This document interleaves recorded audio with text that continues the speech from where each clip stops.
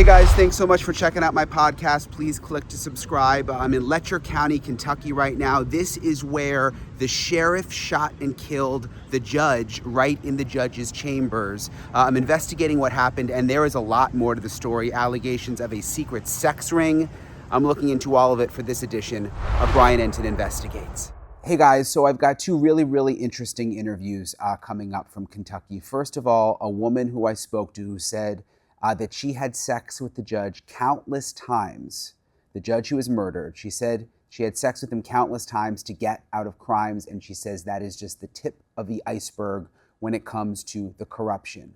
Also, a jailer, a different woman who worked in the jail as a guard, who says that there were sex parties going on in and around the jail, and she goes into detail. So you're going to hear from both of those women in a second. First, let me give you guys some of the backstory here, catch you up if you haven't been following this case. Former Letcher County Sheriff Shawn Mickey Stines has been jailed since the killing last September of the judge. It was caught on surveillance camera. This is in Whitesburg, Kentucky. That's where I was. And again, just think about this. This is a sheriff, the county sheriff, killing the judge. So this is extremely unusual. And from the moment this happened, I knew there had to be more to the story here. Stines is accused of fatally shooting Letcher County District Judge Kevin Mullins in the judge's chamber. And Mullins died at the scene. And Stines, again, who was the sheriff at the time, surrendered without incident. The surveillance video shows a man who looks just like Stines pulling out a gun, shooting Mullins as he sat at his desk, and the man walked around the desk then, pointed at the gun at the judge, and then fired again. Authorities haven't yet released a motive for the shooting, but this is where things get really interesting here when you start to peel back the layers. The judge, according to lawsuits that we've looked into and people that we've talked to, could have been involved in a sex for favors plot. The judge was connected to a sex for favors scheme when women on house arrest exchanged sexual acts for special treatment, and this is according to a lawsuit. Now, since the murder of Judge Mullins, everyone has speculated as to Sheriff Stines' motive for killing Mullins. The reason behind the shooting, according to some locals, could be that Judge Mullins, again, was involved in this sex for favors scandal, demanded that Stines keep his mouth shut about it when a lawsuit was filed by one of the victims. And at this point, at least two women that we know of have filed lawsuits who say that they were forced to have sex or they were told that they would have to go back to jail. And so that takes us back to where we are now, these women coming forward, including a woman who I interviewed named Taya Adams, who sat down with me. I went to her home in Kentucky, and she said that she had sex with the judge to get out of trouble. She acknowledges that the corruption is widespread. She also acknowledges that she's been in and out of trouble for addiction. And has been in and out of jail, but said that actually made her the perfect victim, and says she is telling the truth about what happened. Listen to this. So, what was your first interaction with the judge? I knew him before because my sister worked for the Commonwealth Attorney for a really long time. Like, I grew up in his office and stuff. So whenever he got elected to be Commonwealth Attorney, and we moved over into City Hall, and then Kevin was the assistant Commonwealth Attorney, and his office was like across the road from it. And I was kind of like informal intern in there, like learning office management and stuff. And I went over to his office to learn how to take a deposition, and that was the first interaction that I had with him as far as the sex and stuff goes. What happened? I gave him oral with my shirt pulled down, and whenever we were done, he threw money in my face, told me to clean myself up, and reminded me that I knew better than to tell my sister. And what was his job at that time? Assistant Commonwealth Attorney, and we would do sex parties and perform shows and have sex with them for money, things like that. Where were the parties? Various places. There are different cabins. There's an apartment down like toward Thornton that they would use that's got like mirrored ceilings and a bidet and a sex swing and all the things. Yeah. Did you feel like you could say no? No. No, and they would make sure to make you feel as small and degraded and belittled as possible to take your power away, What sort of things would they do? But also, like, I have to say, like, we were having fun too. Like, we were doing drugs, we was doing coke, doing a lot of cocaine, partying, like it wasn't like they were just like, they weren't raping like physically, like, what people think about when they hear the word rape. It was consensual, but it was the thing that we were so young, and then they used it against us and to destroy our lives later. How so? With the legal system. And CPS. Systematically removing your whole life, piece by piece. Did they ever tell you that you couldn't say anything? Yeah. I mean, that was just a given, And like, who would believe it anyway? Because the whole town's doing it, Nobody cares. They're all swingers. It's all a big party to them. It was just like so normal. Did you ever have sex with him after he became judge? Yeah. When he was the judge? Yes. I've had sex with him in the chambers. I've had sex with him upstairs. You had sex in the chambers? Yes. How did that? It was not the room that's on film, that's on that, where that camera is, where the murder and stuff happened. That's not the room that was always the chambers. I don't know, like, I think it might be behind that where it was. But there was like a different desk and everything in there. That's not the same room. And how did that happen? What? The sex in the chambers. I mean, what? We would just like, sometimes we'd just go over there and hang out, and he'd be like, just hang out. Let me go sit on the bench for a while. I'll be in a minute. And everybody would come back there and smoke and stuff after. The girls who, they would bring them up from the jail for the house arrest people and stuff. They would have sex all over the place with them too. From the jail? Yeah. Were you ever there when that happened? Yeah. You saw it? Yeah. Yeah, I knew the girls personally. Yeah. They were my friends and family. They were the people that we lived with on the streets. So they would the other ones that they've done the same thing to, and taken their kids and slammed them and put them with all these big crazy charges. So, I mean, you're saying it like it's so normal, but I just want to make sure. Yeah. So the judge would have sex with inmates from the jail? Yes. And you saw it? Yes. I was part of it. I was one of them. Not just from being in jail, like coming in off the street and seeing them. Yeah. How did they keep it a secret? It wasn't a secret. Wasn't a secret. Why did you feel like you had to have sex with the judge? Because he's the one with the power. He holds my entire life in his hands. He's the one that makes the decisions over whether I get to keep my children or not. He's the one that makes the decisions on whether I go to jail or whether I get they would drug test me all the time, and I would pass it, and social services would come in and say no, she failed it, and I would have to make them lab it every time because I wasn't failing it. That was the one good thing that Kevin did for me when my twins, we fought for them for months. Finally got them back in the home. Social services was so harassing and so bad that he called her out in court. He said, that's enough. He said, you have taken this too far, and I'm reporting you to Frankfurt. And he called, the ombudsman contacted me and to supposedly open an investigation against the child services here. And I never heard nothing about it. Did the judge ever say, you have to do this, or if you do this, you come see me 3 times and we'll take care of this. If it's a ticket or something, or you get some minor charge, some petty charge, come visit me a few times, we'll take care of it. He would say that? Mm-hmm. Absolutely. Yeah. And how many women do you think were also doing this? Total over the years, hundreds. Yeah. And not just for the women who had charges. Like if your man or somebody, your child is in there, then you could go see him for that too. And everybody knew this was going on? Yes. Yes. So what did you think when the sheriff killed the judge? When you found out? My heart just exploded in relief. I thought finally somebody is going to see this, because now they can't look away. They have to look. They have to see what's happening here.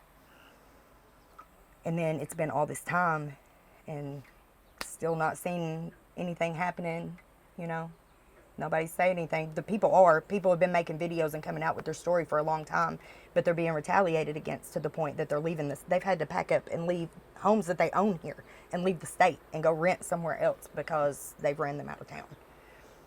Do you feel nervous talking about this? Have you been retaliated against? I'm a little bit nervous, but I also know that God's got this, and that our kids, I don't want our kids to have to grow up in this town like it has been for us. Because once they get their hooks in you, they never let you go. You don't get to live. You don't get to choose your life. You don't choose your own path. they do that for you. Has anyone tried to intimidate you into not talking? Like comments on Facebook, and yes, a lot of victim blaming, shaming, stuff like that, petty stuff. But then also we had the message from the jailer's sister that said that they started it, she's going to finish it. And she's on Facebook like slandering Liz, saying she went through like hours of footage to catch a freeze frame of her eye like glitching like in the middle of a blink or something, and put it on there on Facebook. Look, she's high. We need to call CPS to come take her kids. And that's how it happens. They'll call CPS on you, and then they will take your children unfounded for nothing, for no reason. Or like in my case, the court ordered me to take Suboxone, and then showed up at the hospital when I gave birth to take my child because she had Suboxone in her system. She had Subutex in her system. They said my prescription wasn't valid. It was. My clinic had closed like a couple weeks before I went into labor, but I still had a whole month's prescription for that month with pills left over that I hadn't even taken yet. And that was their grounds for taking her. How many times would you say you had sex with the judge in the courthouse? Countless. Countless. Or sexual relations of some sort. Yeah. I mean, if you had to put a number on it. I don't know. Have you seen my record? It's a long one. And he's been part of every charge I've ever had. And when you would get a charge, what would he say? He'd laugh at me, tell me come see him. We'll get it figured out or whatever. But he never did. He ended up just like slamming me. They slammed me with all them other crazy charges there at the end. Like once they were done with me, I think that they got scared. And something about it is they don't like for us to get sober. When we get sober, we start to heal and we start to speak on who hurt us. And they don't like that. So they'll send people out to relapse you and pull you back into their nonsense. Do you know why the sheriff killed the judge? I don't, but I have my own suspicions and beliefs. What do you think? I think that he's seen that nothing was ever going to stop. Nothing was ever going to change unless something big happened. And I don't know what it was that triggered him to actually do that. Like, I don't know. I couldn't say. But knowing everything, and then if you notice, they put that charge on Ben Fields, right? Like he's the only one or something. And Mickey ended up getting named in a lawsuit for not doing anything about it or not properly training them. So I wonder, like, if he was like this is so far out of my hands, what am I supposed to do? It's like all these people here that have evidence, like physical evidence of all these horrible things that they've done to them, are just hiding it because there's nobody to give it to. Like what, you know? What do you think of? I mean, what do you make of the sheriff? What is his sort of reputation? He's got a good reputation. He was well respected. He was always good to me, fair, firm. You know, he'd take you to jail and stuff, but he wasn't like a groper and raper and stuff like the other ones. And he was always good to me. Did he know about everything going on? Yeah. Yeah, I think it bothered him. Like, I really do. Because I asked for house arrest. I kept asking. Over and over, I kept saying, Mickey, please let me go on house arrest. Like, this is crazy. And you know these charges on me are crazy. So every time I get him in the elevator, take him in court, I'm begging. He'd say, well, we'll see. And then he never would put me on the list.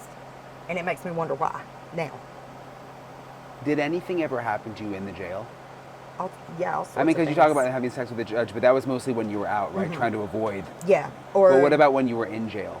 Yeah, the jail workers and stuff, a lot of them, they would come up to the doors, stuff, they want to see your titties. They want you to come up so they can put their hands in the beanhole and touch you, things like that. There was like this old stairwell in the middle of the jail across from the med room. Like they would take girls in there and stuff sometimes. How do all these officials get away with this? They run it all. They run it all. Their rehab programs and stuff, they're all in it together. They all got their hands in it. The drug court, they just keep extending your sentence. How is that? Do you know what happened with my case? We had the fight. They charged us with unlawful imprisonment in a holding cell beside the booking desk. They charged us with unlawful imprisonment, which is kidnapping. That's the charge that stuck. And they told me I had 7.5 years total. I get to prison and get my time sheet. I had 12.5 years. So I went and seen legal aid. They said once the final judgment is filed, there's nothing else that you can do. It's final. So I did my time. I made parole upon completion. I did all their programs and stuff that I was eligible to do. And when I got out, they tried to make me to go to drug court. They tried to add drug court onto my sentence. And I threw a fit. I said, no, this is not right. And this was not part of the plea deal. And y'all already screwed me and gave me 5 extra years anyway. We're not doing this. My parole officer went back in his office, and he came back out and said, well, they agreed that if you would do aftercare for 6 months, that you don't have to go to drug court. So I did their aftercare. I did their MRT classes, anger management, parenting, you name it, I did it. I served out. I went to go get my gold seal. I was so excited and so proud that I accomplished it and that I was done. I finished it, you know. Like, I've worked so hard my whole life just to get out from under this place. Finished it. I go in to get my gold seal, my certificate, and he says, the state says they're not going to release you because of your child support until it's paid in full. That just destroyed me. That crushed me. And I still didn't know, like, what Cool had said for a while after that. Like, that's a more recent development when I got on there and seen that I'm on parole till 2099. And I've been trying to find somebody from the outside for a while to look at this case, like, because nothing about it is right. So for people who aren't from here, I mean, there's obviously a lot of people on drugs or have been on drugs. Yes. Does that just make them vulnerable to this whole system? It does, and they use it. They start giving you drugs as a minor. Like, so you're already addicted. You're already addicted. So they use that to keep control over you. Do you think it's diabolical? Do you think they think, oh, no one will listen to these people because they have records, they have been on drugs? And that's why they want to keep us messed up and, you know, out of it, so we don't have any credibility. Yeah. I also spoke with a woman who says that she worked in the jail. So she had a very interesting perspective. This is an interview that aired first on News Nation. Look at this. So you worked in the jail? Yes, sir. Yeah. How long did you work there? About 3.5 months. Okay. Yes. And what was your job? Deputy jailer. And I was one of the guards. One of the guards, so in with all the Taking care of the inmates and stuff like that, helping give out trays, meds, watches. There's a lot of times I was in the booth, just different things.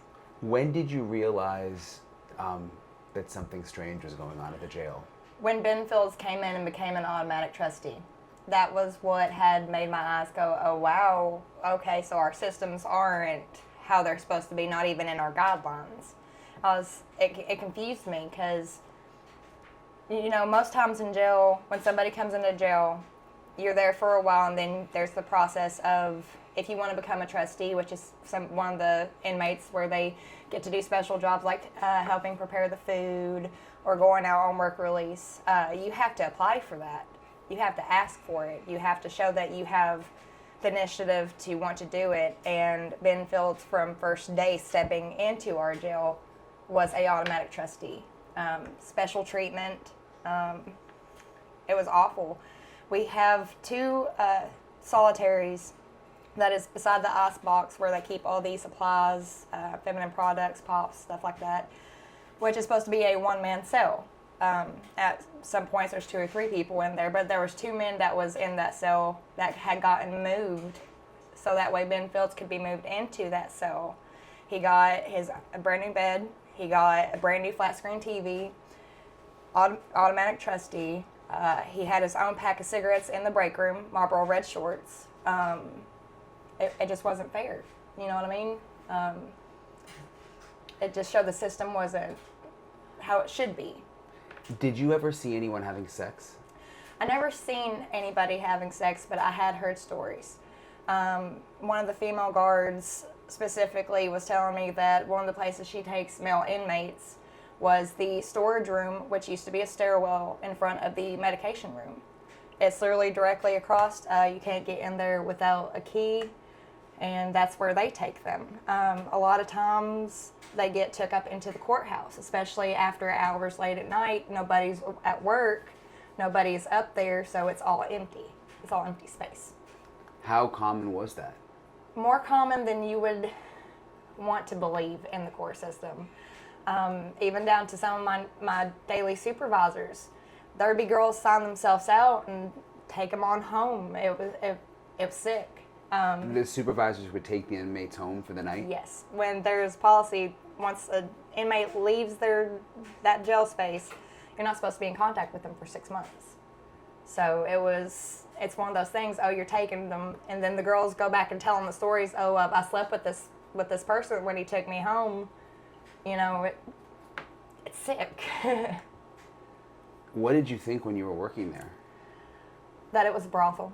It is all just it's all a brothel between all the employees sleeping with each other and sleeping with the inmates that come in. And a lot of them, they are repeat offenders. A lot of them are permanent stayers. It's nasty. It's sickening. I've even had one of my personal supervisors go way over the limits of even trying to get my family to force me to be in a relationship with them while I was previously in already in a relationship. And it's like, sir, like, this is supposed to be you're a work friend, you know what I mean? It's not a good environment. What would the inmates get in return for having sex with, the leadership? For inmates, the smallest things, unless you're going with one of the overheads. If they're sleeping with the guard, it's mostly for things like cigarettes, time out of the cell, pops, commissary, things like that. Wow. What did you think when the sheriff shot the judge? A lot of the corruption was going to come out. I knew that that was going to be the beginning to set everything aside to make people come in and people's voices finally be heard. Because even I believe that the sheriff, he either knew something or something was going on that he knew about that we all might not know about, but he was doing something to protect us. So the sheriff was your boss? Or was the jail separate? The jail is separate from the police station. Okay. Yeah, or the sheriff's office. Okay. Did you know what was going on with the judge? Yes. No, that's a reverse question of which part of what was going on. Did you know, inmates were having sex with the judge? Yes. Pretty much that's kind of the thing that everybody in the county knows, but it was confirmed to me after working in the jail, especially after being invited to a party myself. What happened? I said no thank you. I declined and kind of just went back on to what I was doing. It was just one of those things was I just asked that? Like, did that just really... To a sex party? Yes. Who asked you? It was Mr. Mullins himself. What did he say? He had talked about they do little get-togethers and everything. He didn't explain it to me as in a party. It was a get-together of some of the higher-ups. I'm not going to say names for other purposes, but for some of the other higher-ups, and it was just a get-together, them doing like a little meeting, like a lunch, a dinner. Sorry, I keep getting mixed up, but he didn't really get too far into it. But if you're being asked to go to a late night get-together with the higher-ups, that it's not nothing to do with eating. Right. At least not food. So you knew what was going on? Yes. Other co-workers, and my ex-co-workers, they come out and even ask me now not to mention it. Them participating in the parties themselves, I had another one ask me to go to another one of Mullins' get-togethers. And I declined it again because it's one of those things. I was raised better than that. You know what I mean? Our southern goals, especially being raised in southeastern Kentucky, we know better than that. Our mamas raised us better than that. Our grandmamas raised us better than that. Our great-grandmothers raised us better than that. But a lot of the cases for a lot of the girls, especially like our girls like Ty or like C. Bentley or a lot of the other ones, they are forced into doing stuff like that for either help with cases or it's just a lot. It's a lot to deal with. And there's other men and stuff too around here that host and do things and film, make their own movies and stuff too. That's why I say a lot of them, the higher ups is what I call them. Especially from where I'm in a court case right now, I don't want saying a lot of names because you never know what they could do to us, especially for retaliation. But if you know in the county. Everybody knows. They might not speak on it. They might not want to be involved in it because of the fear of retaliation, because there's so many people that has come out and spoke out about what Judge Mullins has done or other crimes that have been participated in just regards of Mullins and Mickey Stines and all this, and they go to speak out and they either end up overdosed when they're clean or you don't hear from them again. And I get that. And for all the people that have spoke up, I'm unbelievably proud of them, especially our girls like Ty. Like, I'm so proud of y'all, especially speaking out. Things like this that happen in small communities and small towns, even if we're afraid to speak up on it, we need to, because is this what we want for our next generation? Is that what we want for our kids? What we're going through, what our past people have gone through, do we want that for them? And no, I don't want that for my daughter. I don't want that for my son. I want better for them. I want an actual community that's not based on if you got money and know people and if you're willing to get on your knees or on your back. It's sickening, and I want better for them. I want better for not just my babies, for Lexi's babies, for Ty's babies, for all of them, my grandchildren one day. I want better for them all. So the latest on this case is there was just a hearing for the sheriff. He's been in jail ever since the murder of the judge. His attorney is now asking for a $50,000 cash bond, saying that he should be let out, saying that he's not a flight risk. There's been no decision right now on that. He remains behind bars right now. But it seems the information that we're beginning to get on this is just unraveling, again, of what was going on behind the scenes in this county, what may have led up to this very unusual shooting where a sheriff shot a judge. So I'm going to stay on it. I'm still continuing to talk to people. There are a lot of people that I've talked to there who are nervous to go on camera to tell their stories, but are sort of talking to us behind the scenes. So I'll keep you guys posted. All right, see you later.